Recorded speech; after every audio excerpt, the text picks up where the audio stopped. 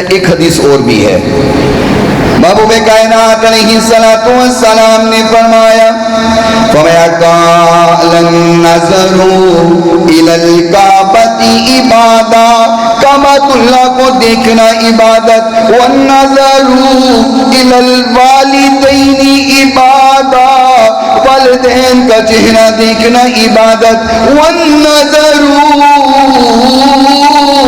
الی الامام عبادہ، اپنے امام کا چہرہ دیکھنا عبادت،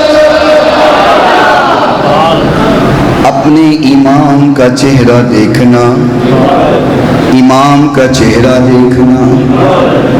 امام کا چہرہ دیکھنا عبادت ہے تو امام کی برائی کرنا کیا ہے؟ میں تو آقا کا فرمان سنا رہا ہوں، اگر امام کا چہرہ دیکھنا عبادت ہے تو امام کے پیچھے نماز پڑھ کے